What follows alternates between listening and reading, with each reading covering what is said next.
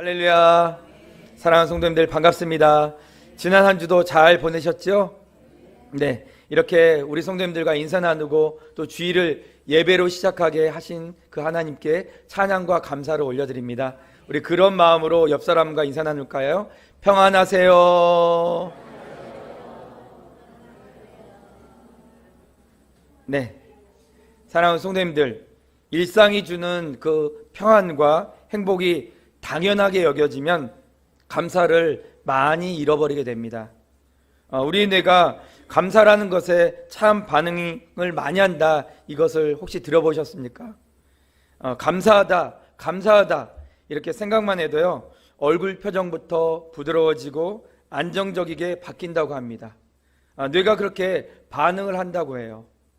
그런데 감사가 아닌 짜증과 불만을 생각만 해도 똑같이 얼굴 표정부터 일그러지고 뇌가 수축이 된다고 합니다.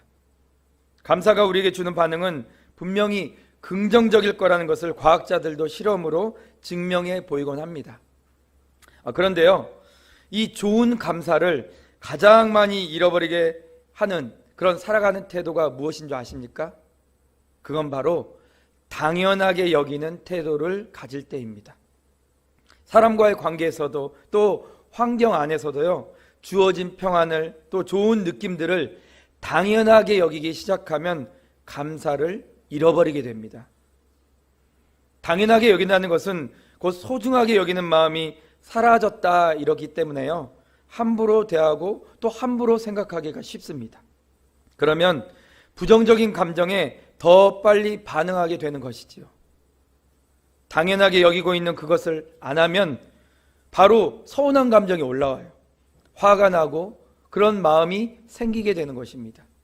그래서 세상에서 가장 가까운 부부 사이에도요, 당연하게 여기는 태도를 버려야 한다 이렇게 말하지 않습니까? 우리는 서로에게 또 공동체 안에서 당연하게 여기는 태도를 가지고 살아가서는 절대로 안 되겠습니다. 항상 감사할 줄 알아야 되고요, 항상 기뻐할 줄 알아야 됩니다. 그래야 소중함의 태도를 잃어버리지 않을 수 있습니다. 사랑하는 성도님들, 우리 다시 한번 옆 사람과 한번 인사 나눠볼까요? 가까이 앉아주셔서 감사합니다. 네, 그렇습니다. 우리가요, 예배를 드릴 때도 우리 곁에 가까이 앉아주신 것도 참 감사한 일이 되어야 합니다. 믿으십니까? 가까이 있는 또 지체를 향해서 기도도 해주시고요, 또 관심도 주는 우리가 되어야 합니다. 계속 지체들을 향해서, 그리고 교회를 향해서 좋은 마음을 잊어버리지 않는 우리 성도님들 되시기를 주님의 이름으로 간절히 축복합니다. 좋은 마음이 사라지면요, 당연하게 여기는 마음이 우리를 붙들게 되는 거예요. 그 마음은 곧 지체들을 향해서, 그리고 우리 공동체를 향해서 가볍게 생각하는 마음을 낳게 될 것입니다. 사랑하는 우리 성도님들, 계속 만날 때마다 얼굴 볼 수 있어서 감사, 또 그리고 함께 식사해서 감사, 그리고 이번 주에 또 새로운 기도 제목 나눌 수 있어서 감사가 많아지길 주님의 이름으로 간절히 축복합니다. 오늘은 이 당연함과 감사에 대한 이야기를 우리 성도님들과 좀 나눠보려고 합니다. 하나님을 사랑하는 우리의 믿음에도 당연함이라는 게 생기면요, 하나님을 가볍게 여기고 하나님의 은총도, 그 하나님의 사랑과 은혜도 깨닫기 어렵습니다. 깨닫지 못합니다. 그리고 하나님께 감사하는 삶이 아닌 그저 하나님의 가진 그 능력을, 권능을 이용하는 삶을 살게 되는 것입니다. 안타깝지 않습니까? 그래서 우리 신앙생활에도요, 당연한 태도가 아닌 감사의 태도가 분명하게 계속적으로 살아있어야 합니다. 오늘 우리를 향하신 하나님의 사랑은 결코 당연한 것이 아니다 이렇게 나눌 때 하나님의 크신 은혜가 우리 모두에게 임하는 시간 되기를 주님의 이름으로 간절히 축복합니다. 유다가 바벨론을 집합히도록 허락하신 분은 우리 하나님이십니다.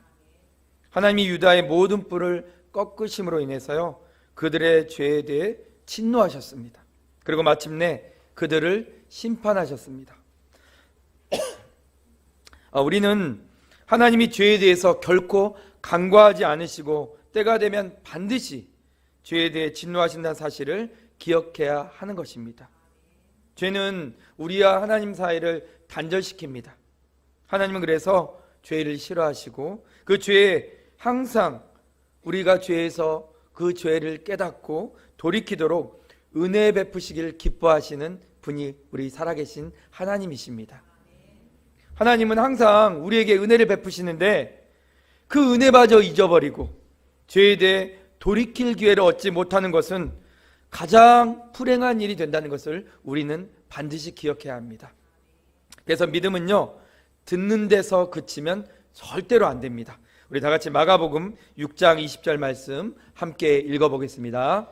헤롯이 요한을 의롭고 거룩한 사람으로 알고 두려워하여 보호하며 또 그의 말을 들을 때 크게 번민을 하면서도 달갑게 들음이러라.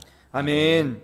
헤롯은요, 세례 요한을 의롭고 또 성스러운 사람으로 알았습니다.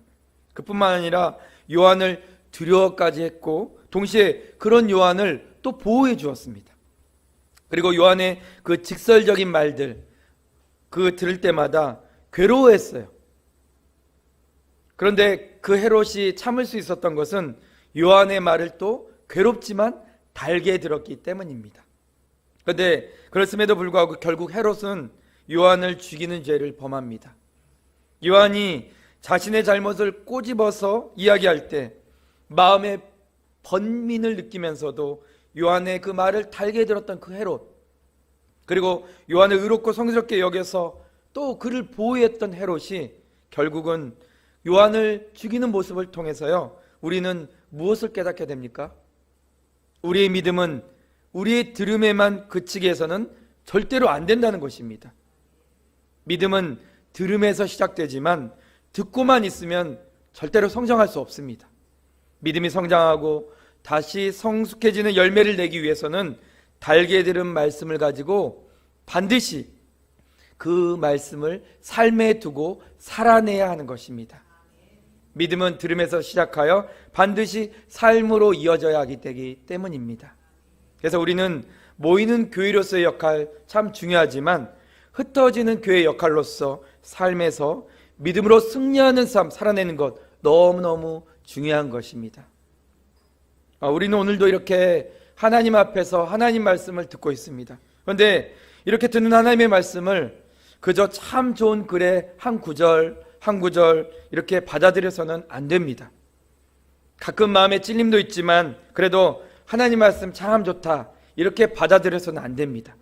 반드시 교훈을 듣고 찔림을 받았으면 회개하고 돌이켜서 말씀대로 살아내는 삶이 되어야 합니다. 믿으십니까? 헤롯이 세례 요한의 이야기를 듣고 듣기에 좋은 말로만 받지 않고 삶을 돌이키는 그 행동의 변화가 있었다면 헤롯은 다른 인생, 다른 결과를 가지게 되었을 것입니다. 사랑하는 성도님들 모두가요, 다 성숙하고 성장한 신앙의 열매를 거둬내는 거 아닙니다. 우리 다 같이 신명기 28장 1절 말씀 함께 읽어보겠습니다. 내가 내 하나님 여호와의 말씀을 삼가 듣고 내가 오늘 내게 명령하는 그의 모든 명령을 지켜 행하면 내 하나님 여호와께서 너를 세계 모든 민족 위에 뛰어나게 하실 것이라. 아멘. 신명기 28장을 보시면요, 1절 앞부분에 이렇게 말머리가 적혀져 있습니다. 순종하여 받는 복, 이렇게 써 있습니다. 하나님 앞에 순종하여 받는 복, 그런 복된 삶은 첫 번째로 여호와의 말씀을 귀담아 듣는 것입니다. 그리고 두 번째로 들은 하나님의 명령을 지켜 행하는 것입니다. 이 둘을 사모함으로 지키는 자는 오늘 우리가 읽은 말씀처럼 세계 모든 민족 위에 뛰어나게 하신다, 그렇게 신실한 하나님께서 약속의 말씀을 주셨습니다. 사랑하는 성도님들, 하나님의 말씀은요, 귀로 듣는 것에서 그치면 절대 안 됩니다. 하나님의 말씀은 우리의 귀와 심령을 열어서 듣고 그리고 반드시 들은 말씀대로 살아내야 할 줄 믿습니다. 그렇다면 우리에게 복이 되는 하나님의 말씀을 당연하게 듣는 것에만 그치지 않고 살아내는 데까지 나가도록 훈련하기 위해서 과연 우리는 어떻게 살아가야 될까요? 첫 번째로 하나님의 사랑을 이용하는 자가 되어서는 절대로 안 되겠습니다. 우리 다 같이 오늘 본문 1절과 2절 말씀 함께 읽어보겠습니다. 슬프다 주께서 어찌 그리 진노하사 딸 시온을 구름으로 덮으셨는가. 이스라엘의 아름다움을 하늘에서 땅에 던지셨으며 그의 진노의 날에 그의 발판을 기억하지 아니하셨도다. 주께서 야곱의 모든 거처들을 삼키시고 긍휼히 여기지 아니하셨으며 노아사 딸 유다의 견고한 성체들을 허물어 땅에 엎으시고 나라와 그 지도자들을 욕되게 하셨도다. 아멘. 사랑하는 성도님들, 우리 하나님께서는요 남유다와 북이스라엘 향해서 딸이라고 표현하십니다. 하나님의 사랑이 이들에게 얼마나 컸는지를 우리가 깨닫게 되는 장면입니다. 그러나 남유다는 하나님이 자신들을 딸로 부를 만큼 사랑하신다는 것을 알았어요. 그런데 그 사랑을 이용했습니다. 자신들을 하나님이 절대 버리시지 않을 것이다 이렇게 생각했어요. 그리고 마음대로 살면서 하나님 마음을 참 아프게 했습니다. 세상에는 두 종류의 사람이 있습니다. 하나님과 화목한 자로 살아가는 사람, 그리고 하나님과 원수 관계로 살아가는 그런 사람이 있습니다. 오늘 본문은 하나님이 유다 백성에게 원수가 되셨다고 전하고 있습니다. 유다는 하나님의 사랑과 보호를 받았던 나라입니다. 그들이 애굽에 노예 있을 때 하나님은 놀라운 권능의 팔로 그들을 해방시켜 주셨습니다. 광야에서는 암탉이 새끼를 품듯 그들을 끝까지 보호해 주셨어요. 그런데 이제는 화목한 관계가 끊어졌을 뿐만 아니라 하나님이 그들의 원수처럼 그들을 맹렬히 불사르고 심판하시고 또 그들을 향한 모든 보호와 또 사랑을 거두어 가셨습니다. 그 이유가 무엇입니까? 남유다 백성이 하나님 사랑을 당연한 것으로 여겼기 때문입니다. 그리고 그 당연하게 여기는 태도는 결국 하나님 말씀에 불순종하며 하나님을 원수처럼 여기는 데까지 나아갔습니다. 한마디로 하나님의 사랑을 당연하게 여기고 선을 넘은 것입니다. 우리 다 같이 잠언 29장 11절 말씀 함께 읽어보겠습니다. 종을 어렸을 때부터 곱게 양육하면 그가 나중에는 자식인 채 하리라. 아멘. 그렇습니다. 주인이 어려서부터 종을 예뻐해 주니까 종이 어느새 자신이 주인의 자녀인 줄 알고 주인의 사랑과 호의를 당연한 척 받아들이는 거예요. 주인이 다루기 어려운 그런 사람까지 그 종이 잃은 것이에요. 사랑하는 성도님들, 주인의 사랑을 당연하게 여기고 나중에는 자기가 자식인 것처럼 주인에게 함부로 대하고 종이면서 자기 마음대로 하려고 한다면 주님의 사랑 끝까지 받을 수 있을까요? 받을 수 없습니다. 곧 자신이 누구인지 알게 되지 않겠습니까? 내 속담에 개도 구럭도 다 잃었다라는 말이 있습니다. 하나 얻으려 하다가 전부 다 잃게 되었다는 것입니다. 사랑하는 성도님들, 우리가 하나님의 사랑을 당연하게 여겨서는 이와 같은 아픔, 슬픔을 피할 수가 없습니다. 자신들을 딸이라고 부르면서 사랑해 주시는 그 하나님의 사랑을 당연하게 여기면서 자신들이 하고 싶은 대로 하고 또 하나님은 그렇게 산다면 하나님은 맹렬한 진노로 그들에게 나아갔을 것입니다. 그들에게 쏟아 부으셨습니다. 그 결과는 결국 이스라엘의 근심과 고통이었습니다. 사랑받는 사람에게 있어야 할 태도는 마땅히 여기고 당연하게 여기는 태도가 아니라 함부로 대하는 태도가 아니라 바로 감사와 찬양인 줄 믿습니다. 사람과의 관계에서도 이 태도를 지켜야 더 좋은 관계로 그리고 오래 남는 관계로 발전할 수 있습니다. 그렇지 않고 잘 대해준다고 함부로 대한다면 금방 그 관계는 끝나고 말 것입니다. 사랑하는 성도님들, 영화 부당거래에 보면요 이런 대사가 나옵니다. 호의가 계속되면 권리인 줄 안다. 그렇습니다. 어떤 경우도 호의를 당연하게 여기기 시작하면요 그때부터 그 관계는 깨지게 되어 있습니다. 그러니 하나님에게도 또 사람에게도 호의와 그 사랑을 받기 시작할 때 계속 감사를 잃어버리지 않는 우리 성도님들 되시기를 간절히 소망합니다. 하나님의 사랑, 또 사람의 사랑을 이용하는 자가 되어서는 절대로 안 되겠습니다. 우리 모두는 그 사랑을 이용해서 내 만족을 채우는 사람이 아니라요, 항상 감사하고 항상 고마워하고 또 그것을 잊지 않고 기억하여 감사로 살아내시는 우리 성도님들 모두가 되시기를 주님의 이름으로 간절히 축원합니다. 두 번째로 우리는 하나님 말씀, 그 하나님 말씀에 예민하게 반응할 줄 알아야 합니다. 우리 다 같이 오늘 본문 8절 말씀 함께 읽어보겠습니다. 여호와께서 딸 시온의 성벽을 헐기로 결심하시고 줄을 띠고 무너뜨리는 일에서 손을 거두지 아니하사 성벽과 성곽으로 통곡하게 하셨음에 그들이 함께 쇠하였도다. 아멘. 여기서 등장하는 줄은 건물이나 벽을 지을 때 수직으로 살피는 다림줄이지만요, 하나님은 예루살렘 성벽을 파괴하기 위해서 이 줄을 사용하십니다. 앞서서 하나님은 수많은 그 선지자들을 보내서 하나님의 백성들이 회개할 것을 말씀하셨습니다. 그러나 그들은 듣지 않았어요. 자신들이 자랑하던 군사력 또 경제력을 의지하면서 하나님의 말씀을 가볍게 여겼기 때문입니다. 하나님의 말씀 가볍게 여긴 결과가 무엇입니까?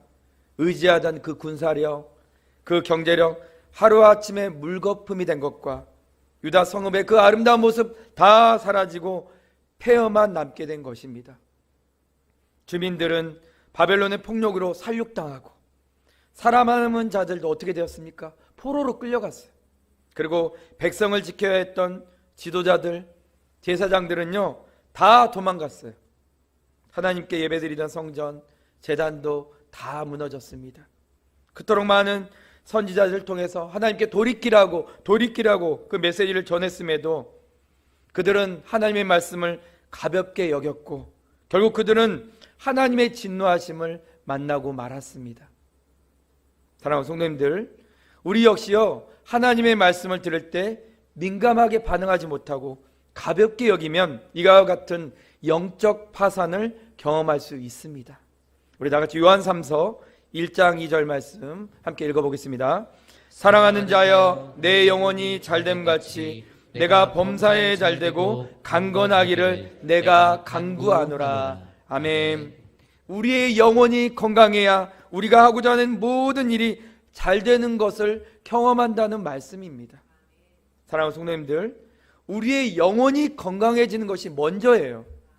아무리 운동을 많이 하고 아무리 좋은 음식 많이 먹고 영양제를 많이 드셔도 우리의 영혼이 건강하지 않으면 심령이 가난한 삶인 것입니다. 어떤 만족으로도 채울 수 없는 가난한 마음을 갖게 됩니다. 마음이 가난해지고 항상 마음이 허해지면 육으로 채워지는 그 어떤 만족으로도 기쁨을 온전히 누릴 수 없습니다. 탈무드에는 이런 말이 있습니다. 돈을 잃는 것은 조금 잃는 것이고 명예를 잃는 것은 많이 잃는 것이고 건강을 잃으면 다 잃는 것이다. 지금 세대는 건강을 지키기 위해서 많이 노력하고 있습니다. 인터넷을 보면 살 빼는 운동, 또 그리고 건강을 지키기 위해서 디톡스를 섭취하고 살 빠진 약을 드시고 등등 얼마나 많이 수두룩하게 터져나온지 모르겠습니다. 그런데요, 그런 것들은 영혼의 건강을 채울 수 없습니다. 우리 영혼의 만족은 다른 것이 아니라 하나님께 있기 때문입니다. 우리를 지으신 하나님이 우리를 그렇게 만들어 놓으셨어요. 우리는 우리의 영혼에 계속 만족감을 누리며 살아가야 됩니다. 우리 영혼이 계속 만족감을 누리고 살아가는 것은요, 오직 우리를 지으신 하나님과 건강한 교제가 이루어지는 삶, 그 삶밖에 없습니다. 그리고 하나님과의 건강한 교제는 오직 다른 것이 아니라 이 말씀, 하나님 말씀에서 이루어지는 것입니다. 그 말씀이 우리 속에 새겨질 때 우리는 기도하게 되어 있고, 기도할 때 하나님과 우리의 존재를 확실하게 발견하기 때문에 우리는 그 하나님을 찬송하게 되어 있습니다.